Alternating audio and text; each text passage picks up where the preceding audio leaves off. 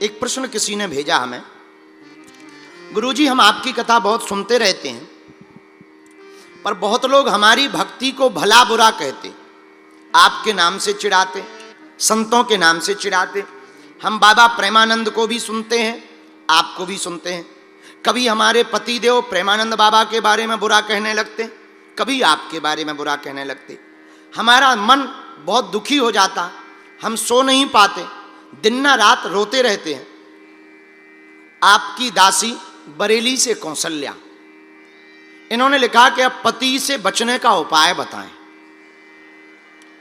वैसे तो हम मजाक में बोल रहे हैं, रियल नहीं बोल रहे हैं। पहला उपाय तो यही है, तलाक दे दे, पर ऐसा मत करना। उपाय सुनो। आपने एक लाइन जो लिखी, हम उस पर हमने आपका प्रश्न पत्र लिया है, वरना हमें लेना नहीं था आपका प्रश्न। इस बात का हम उत्तर कई बार दे चुके। आपने लिखा है, ऐसा कुछ करो कि सब पलट जाए, या तो ये पलट जाए या मैं पलट जाऊं। पृथ्वी पलटवा दे देवी। सुनो, यूनान में एक महात्मा हुए, पश्चिम देश में बहुत प्रसिद्ध महात्मा हुए। ग्रीक यूनान में डायोजनीज नाम का एक दार्शनिक हुआ, महात्मा भी कर लें या दार्शनिक, उसका नाम था डायोजनीज। नाव पर जा रहा था, और वो आदमी थोड़ा, दार्शनिक तो पागल टाइप के होते हैं, तो थोड़ा फक्कड़ टाइप का था, फक्कड़ महात्मा था। लालटेन दिन में जलाए हुए नाव में बैठा, दिन में लालटेन जलाता था, रात को बुझाता था। बेचारा चला जा रहा था, तो कुछ उपद्रवी लोग नाव पे बैठे थे। उन्होंने डायोजनीज की चांद, सिर की चांद को देखकर कहा, आहा क्या गजब की चांद है। तब तक दूसरा बोला, ऐसी चांद पर जूता मारने में बड़ा मजा आएगा। तब तक तीसरा बोला, ये लो जूते लगो। ऐसा ये बोल ही रहे थे कि आकाशवाणी हुई कि कहो डायोजनीज, तो मैं नाव पलट दूं। डायोजनीज कहता है, नाव मत पलटो, पलटना ही है भगवान, तो इन तीनों की बुद्धि को पलट दो। आप इनकी बुद्धि को पलटो। नाव पलटना कोई सॉल्यूशन नहीं है। मेरे प्रियजनों, कोई तुम्हें भला बुरा कहता है तो तुम्हें घर छोड़ने की या भागने की जरूरत नहीं है। अगर तुम घर छोड़कर भाग रहे तो तुम रण छोड़ हो, डरपोक हो, और बुरा मत मानना। हम सदा गृहस्थियों को एक बात बोलते हैं, हम भी आपके ही परिवार के हैं, हम बहुत विनम्रता पूर्वक कहते हैं कि आप घर छोड़ करके अगर हिमालय जाओ और सोचो कि आपको भगवान मिलेगा, तो शायद भगवान बहुत देर से मिलेगा। महान वो नहीं है जो घर छोड़कर हिमालय जाए, महान तो वो है जो घर में ही हिमालय प्रकट कर दे। तुम अगर घर में हिमालय नहीं बना पाए तो तुम्हारा हिमालय जाना बेकार है। अगर तुम घर को मंदिर नहीं बना पाए तो तुम्हारा मंदिर जाना बेकार है। अगर तुम घर को ही अपना आश्रम नहीं बना पाए तो तुम्हारा आश्रमों में जाना बेकार है। अगर तुम घर में शांति नहीं पा पाए तो तुम बाहर भी शांति प्राप्त नहीं कर सकते। अगर तुम अपने मन में भगवान को नहीं देख पा रहे तो तुम बाहर भी भगवान को नहीं देख पाओगे। और बुरा मत मानना, तुमने अपने माँ बाप और गुरु में भी भगवान के दर्शन नहीं किए तो तुम्हें बाहर भगवान का दर्शन होना कठिन हो जाएगा। एक बात सावधानी पूर्वक समझना, और उसके लिए तुम्हें भागने की जरूरत नहीं है। अगर तुम भाग रहे तो नंबर 1 के डरपोक हो। ज्यादातर आदमी भागता है, लुगाई से हैरान हो जाता है तो घर छोड़ के भागता है, पड़ोसी से हैरान हो जाता है तो गांव छोड़ के भागता है, अधिकारियों से परेशान होता है तो जिला छोड़ के भागता है, नेताओं से हैरान होता है तो प्रदेश छोड़ के भागता है। तुम नंबर 1 के भगोड़े हो, और ऐसा आदमी कोई काम का नहीं जो भाग रहा हो। और तुम जिंदगी में आज तक भाग ही रहे हो, कुछ कर भी नहीं रहे, हर जगह तुम भाग रहे। और महान वो आदमी कभी नहीं बनता जो भागता है। परिस्थितियां कितनी भी विकट हो, पर यह भरोसा रहना चाहिए, मेरा परमात्मा निकट है। हमने माना कि मेरी स्थितियां और परिस्थितियां विकट हैं, पर मैं मुस्कुरा रहा हूं क्योंकि मेरा हनुमान मेरे निकट है। और तुम भगवान के पास जाकर यह प्रार्थना मत करो कि मैं विकट परिस्थितियों में हूं, मेरे पास बहुत परिस्थितियां विकट हैं। तुम परिस्थितियों के पास जाकर कहो मैं हनुमान के निकट हूं। आने दो, स्वागत करो परिस्थितियों का, मुस्कुराओ। कोई तुम्हें गाली बक रहा है और उसको चिढ़ाओ। हमारी एक आदत है, कोई हमसे जलता है, हम अपना और जलवा बरकरार रखते। भाड़ में गया, अगर कोई जल ही रहा है तो जलने दो। उसकी जलन को बनाए रखने के लिए अगर हमें खर्चा भी करना पड़े तो हम खर्चा करते हैं। भाड़ में गए। हमारे गांव के बगल में एक बहुत पुरानी बात है, एक गांव के बगल में एक रहते थे हमारे टाइप के, बड़ा जलते थे हमसे। हम भी इतने उल्लू आदमी, उनके गांव में रोज चाय पीने ही जाते थे, कोई काम नहीं। 8-10 गाड़ी ली, 4-6 महात्मा लिए, 10-20 चेले लिए और बस उसके ही दरवाजे के बाहर हमने चेला बना रखा था। अब पूरा गांव कहता था कि हमारे घर आओ, लेकिन हम अक्सर उसके ही सामने वाले घर में जाते थे कि नहीं, हमको तो इसी के साथ एक ही घर जाना है। तो अगर कोई तुम्हें गाली बक रहा है तो परेशान मत हो, मेरे पागलो, एक सूत्र और तुम घर लेकर के जाना, शायद संगम से तुम कुछ लेकर के जाओगे। अगर तुम्हें कोई गाली बक रहा है तो तुम परेशान मत हो। अच्छा एक बात बताओ, तुम्हें कुत्ता काट ले तो क्या तुम कुत्ते को काटोगे? तुम्हें कुत्ता ने काट लिया, तुम इंजेक्शन लगवाओ, भैया उस गली में दोबारा मत जाना। अब तुम कुत्ता को काट तो सकते नहीं हो। तुम्हें मच्छर काट ले तो क्या तुम मच्छर से सॉरी बुलवाओगे? रजनीकांत तो हो नहीं तुम कि मच्छर से सॉरी बुलवाओगे। तो क्या करोगे? मच्छर ने काट लिया, भैया मच्छरदानी में रहो, मोर्टीन जला के रहो। और कर भी तुम क्या सकते हो? तो अगर कोई तुम्हें गाली बक रहा और तुम भी उसे गाली दे दो तो तुम में और उसमें अंतर क्या रहा?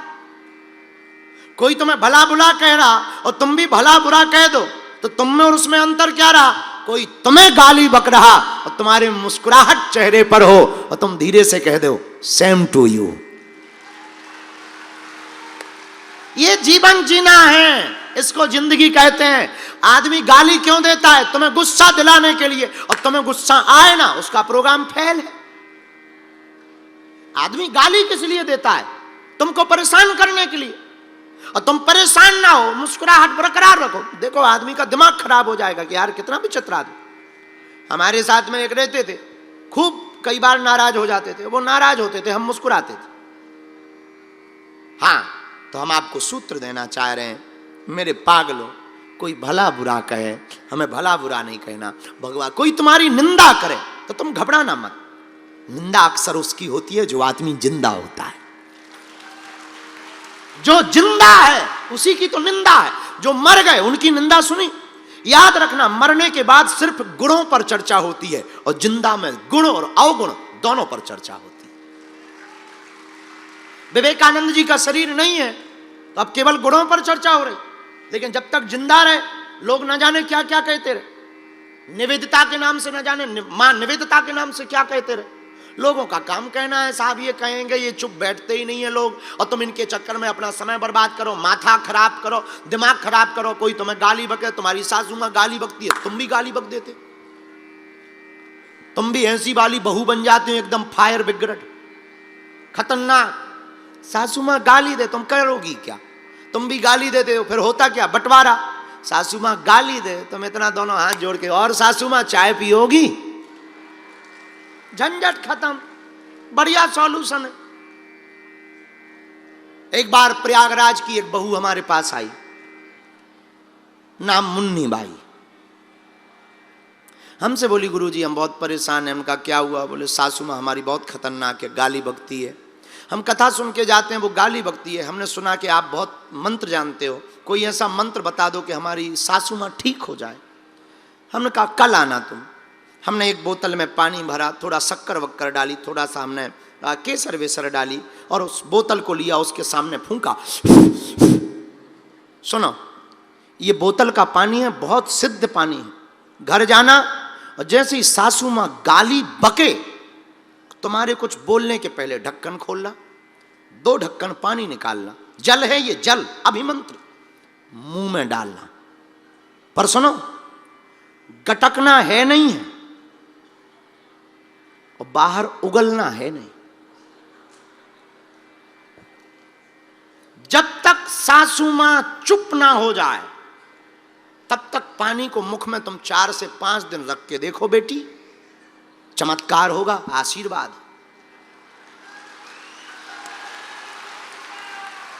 वो गई और सासू मां का तो रोज का काम था, चूंकि प्रयागराज की सासू मां थी, रही होगी अरेल की ही, भगवान जाने, या लखनऊ की भी हो सकती है, रही होगी, कानपुर की भी हो सकती है। तो उसने गाली बकी, आ गई पुजारनी, आ गई बाबनी, बाबाओं के चक्कर में पड़ी रहती है, काम धाम करना नहीं, 10 बजे सो के उठना। और सासू मां ने गाली बकी और ये रोज की तरह कुछ बोलने ही वाली थी कि तब तक हमारा वो जल का बोतल याद आ गया। इसने 2 घूंट डाला, 15-20 मिनट तो सासू मां गाली बकती रही, फिर लगा कि बदलाव तो है। दूसरे दिन भी यही हुआ, तीसरे दिन भी यही हुआ, तो चौथे दिन सासू मां ने ही पूछ लिया कि आजकल कौन से बाबा की कथा सुन रही है तू? तो उसने बताया बागेश्वर बाबा की। तो वो बहू हमारे पास 5वें दिन फिर आई, मुन्नी बाई, बोली गुरुजी और तो सब ठीक है, पानी काम तो कर रहा है, आजकल वो 2-3 मिनट ही गाली बकती, पहले तो 15-20 मिनट दोनों तरफ से मिसाइल चलती थी, आजकल 2-3 मिनट में शांति हो जाती है। पर गुरुजी हमने सुना कि आप कल तो जा रहे हो। हमने कहा बिल्कुल सही सुना, हम जा रहे हैं। बोले गुरुजी कहीं ये जल खत्म हो गया फिर? हम कहा बेटी कुछ नहीं करना है, तेरे घर में नल है? बोले है। हम कहा बस नल से बोतल भर, स्वाद के हिसाब से शक्कर डाल, थोड़ा केसर वेसर डाल ले, और सुन 2 ढक्कन, शर्त वही है, पीना है नहीं, उगलेगी तो महापाप लगेगा, नरक जाएगी, नरक कड़ाही में डाली जाएगी, अभिमंत्रित है, मंत्र लगा है भैरव का, उगलना तो है नहीं, बस जब तक सासू मां चुप ना हो जाए। हमने सुना है कि वो इस कथा में दोनों आई हैं।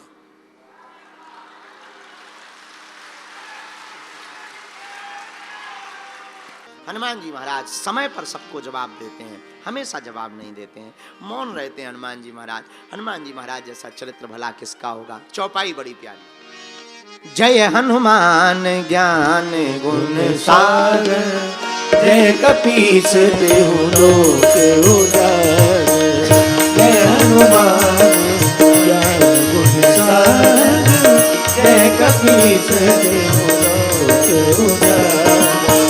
श्री राम जय राम जय जय राम, श्री राम जय राम जय जय राम, श्री राम जय राम जय जय राम, श्री राम जय राम गाइए जय जय राम, बोलो श्री राम जय राम जय जय राम, श्री राम जय राम जय जय राम, श्री राम जय राम जय जय राम, श्री राम जय राम।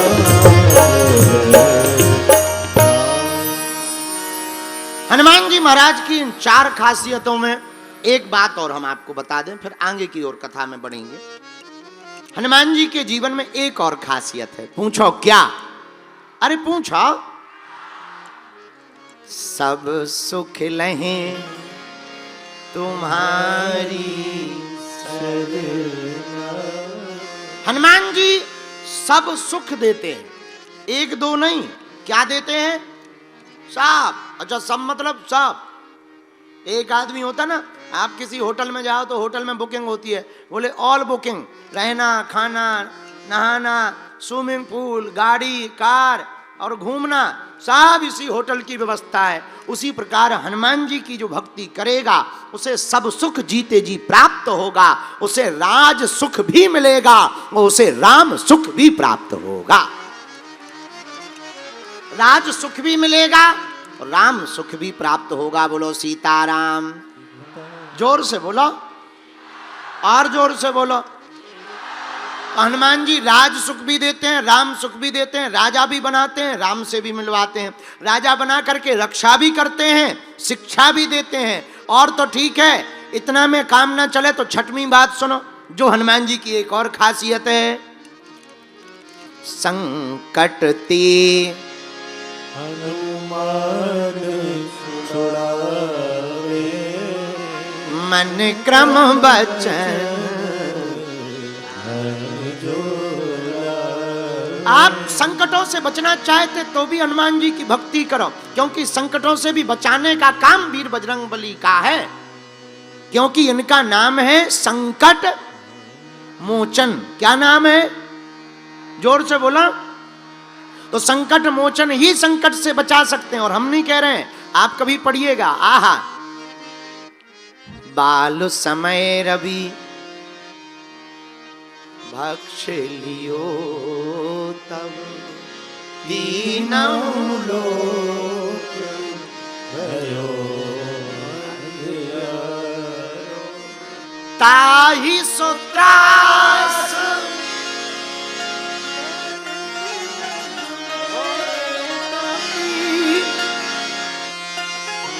कटका